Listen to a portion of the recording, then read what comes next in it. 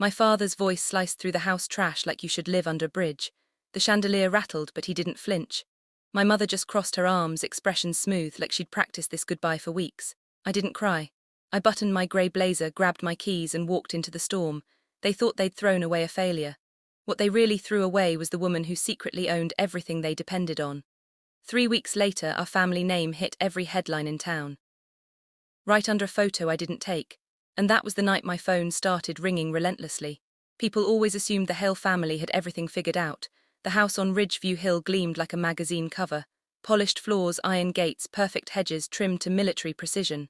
From the outside it looked like success. But on the inside you could hear the silence. The kind that buzzes in your ears when people have nothing left to say to each other. Dinner was the same every night.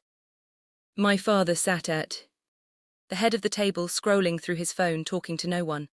My mother asked about his meetings but never about me, and I learned to disappear. When I was a kid I thought silence meant peace. Now I know it meant control. My father liked to remind me where I stood. You should be grateful, he'd say, cutting his steak with surgical precision. Not many girls get to learn business from their father. He didn't mean it as praise. He meant remember who built this life you didn't. He ran Hale Capital like it was his private kingdom, and I was just another employee with his last name. I came back from New York after years of grinding in finance, ready to help modernize the company. I brought clients, investors, and a plan to fix the sinking numbers. But every time I presented something, my father would smile thinly and say, "That's cute, Clara, but let the men handle the real deals." My mother never disagreed. She just poured more wine. Sometimes I wondered if she noticed the way her husband's company was rotting. From the inside, bad partnerships, silent debts, shady deals no one dared mention. I knew about Derek Lane long before she did. He was the partner who nearly ruined our family once. And when his name appeared again, my instincts screamed. The night before everything fell apart, I overheard them arguing in his office. My father's voice was sharp, my mother's trembling. I caught fragments through the door, Alone's mistake, not her problem. Then my name. And laughter. The next morning I was told to keep my nose out of family business. That night they called a family dinner, the same table, the same silence. Only this time my father had papers ready. "Sign this," he said. "You'll transfer part of your portfolio to help the company recover." I looked at the numbers. It wasn't recovery, it was erasure. They wanted everything I'd built. When I refused, his eyes turned cold. My mother didn't even blink. "You've always been selfish, Clara," she said softly, as if rehearsing it. "Always thought you were smarter than us." Maybe I was, because that was the last sentence she spoke before he told me to leave. People say betrayal hurts most when it comes from strangers. They're wrong. It's worse when it comes from the people who raised you to believe loyalty was love. And as I stood outside that house, rain soaking my hair, I made myself a quiet promise. If they wanted to erase me, I'd show them what real disappearance looked like. 3 days passed before my mother texted me. Just one line: "Don't come back here." No apology, no emotion, just a command, like I was still a child being told to clean my room. I stared at that message until the screen dimmed. And for the first time in years I laughed, not out of humor, out of disbelief. Because for the first time I realized they weren't angry, they were afraid. The question was of what? I rented a small apartment downtown, all glass and silence. The kind of place where the city's lights feel like other people's lives flickering by. Rachel, my oldest friend, brought over takeout and tried to pull me back into the world. "You should sue them," she said, mouth full of noodles. "For what emotional stupidity?" I smiled, but deep down something sharp twisted inside me. My parents had always treated me like I was disposable, but this time it felt deliberate. A week later I drove past the Hale house. I told myself I just wanted closure, to see it one last time. But that was a lie. I wanted to see them, to know what my absence had changed. It was after midnight. The house looked smaller in the dark. No music, no voices, just a single light in the living room. I parked across the street and waited. At 12:17 a car pulled up. Black tinted windows, a man got out. Broad shoulders, expensive jacket, not my father. He moved with the kind of confidence I recognized immediately, the kind that came from money and danger. My mother opened the door before he even knocked. She smiled at him, an easy practice smile that didn't belong to a guilty woman. It belonged to someone who'd already chosen her side. They talked for a minute before she reached out and touched his arm. It wasn't an accident, it was a promise. I felt something cold bloom in my chest. All those years of being the problem, the disappointment, the difficult one. And yet here she was playing house with the man who'd once betrayed my father. I didn't take photos, I didn't need to. The image burned itself into my memory. The next morning I opened my laptop. I still had access to Hale Capital's shared business account and oversight, maybe, or arrogance. Either way, it was a door left unlocked. I went through the phone bills, travel records, expense reports. One number kept repeating always after midnight. The same name, Derek Lane. I sat back, heart-pounding but steady. The puzzle started to form, each piece darker than the last. My parents hadn't thrown me out because of money. They'd thrown me out because I was getting too close to their secret. For once, it wasn't my father's reputation on the line, it was my mother's. And she'd chosen to sacrifice me before he ever found out. I closed my laptop, the city humming below. The truth wasn't just ugly. It was alive, and I was going to let it breathe. I didn't rush. That's the thing about revenge. If you do it angry, you lose precision. So I waited. I let the truth stretch and thicken in the silence, until it started to suffocate them on its own. The next week I parked near my old neighborhood again. My father's car was gone, but the house still glowed like it had something to hide. Curtains always closed, lights flickering too late. My mother's routine had changed her car, leaving the driveway at odd hours, returning near dawn. Every night, Derek Lane's car followed the same pattern. Rachel called it obsession. You can't keep watching them like this, Clara, she warned. I'm not watching, I said. I'm confirming. Every night I took note of what changed, who came, who left, what time the porch light flicked off. The routine told me everything, where the lies lived and how often they needed oxygen. When I finally made my move, it wasn't dramatic. I started with a single call to my father's assistant at the firm. I asked for old partnership documents under the pretense of helping him restructure debts. She hesitated, but sent them anyway.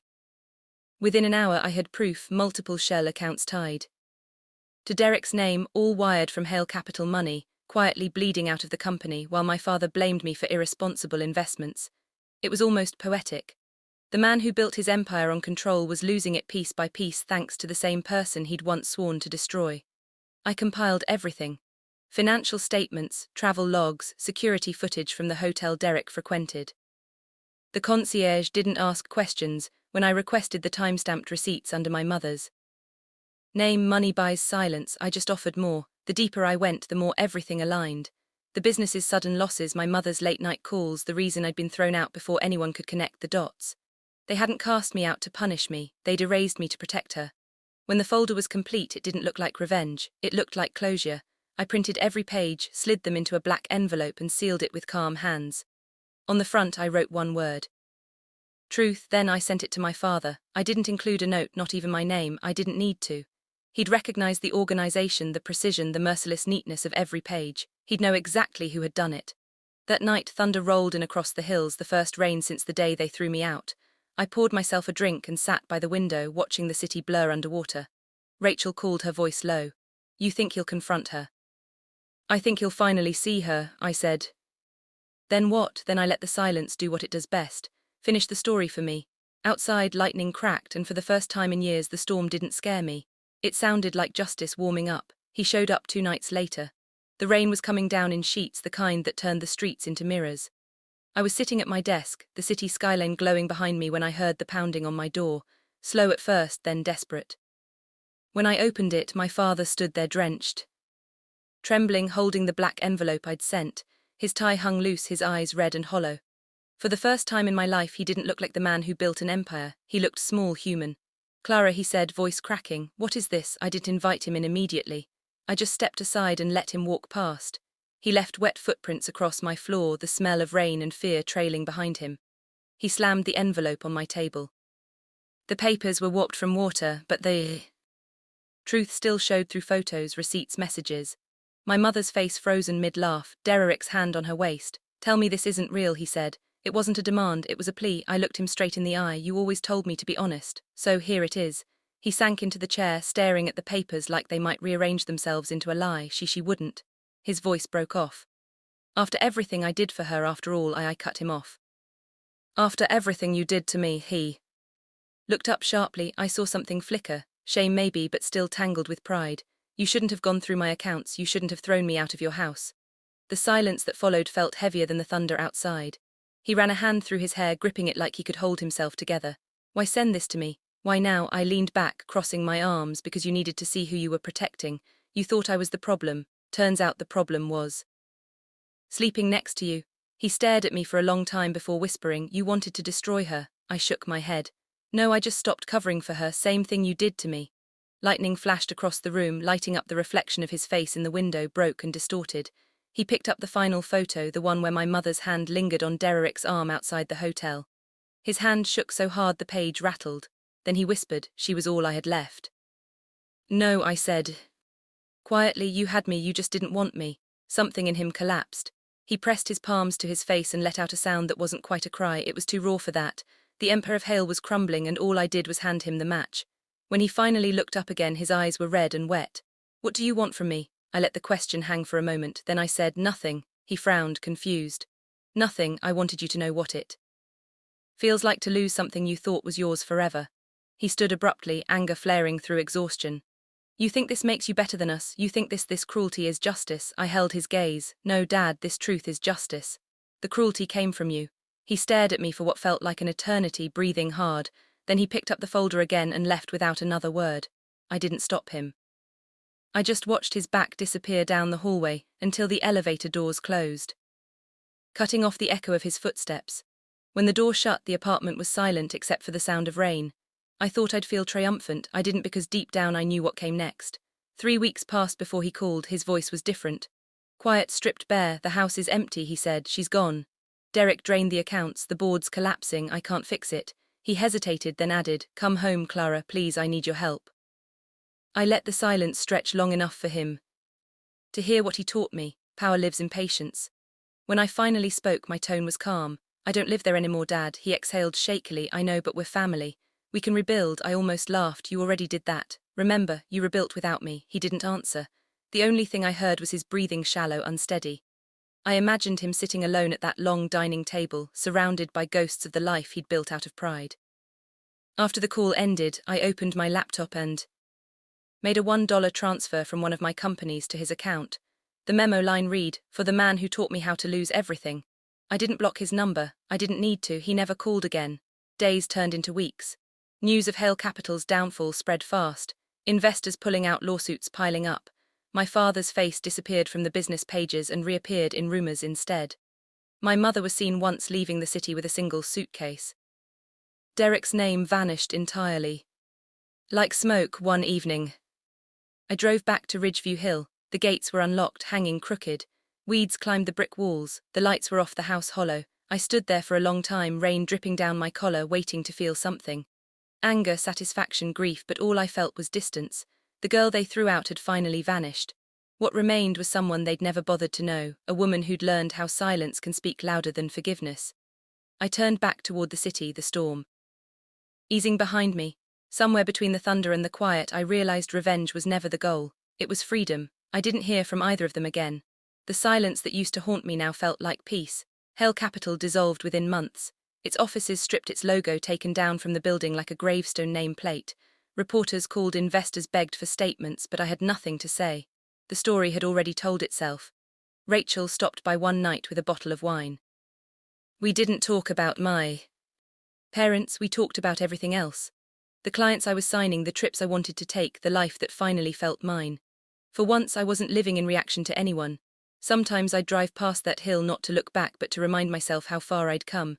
The house still stood, but its windows were dark. I didn't stop the car, I didn't need to. They threw me out to protect a lie. I built a life out of their absence. Justice hadn't come from revenge. It came from walking away and never looking back.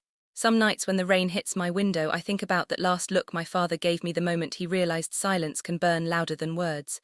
I used to crave their approval, their apology, anything that would make the years of humiliation make sense.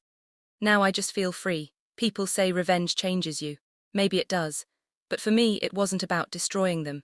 It was about proving to myself that I could survive without the people who swore I couldn't. So if you've ever been pushed out, underestimated, or told you'd never make it, remember this. Sometimes the quietest comeback is living well. If this story hit close to home, hit like and tell me where you're watching from. Your stories remind me why I tell mine. And trust me, the next one cuts even deeper.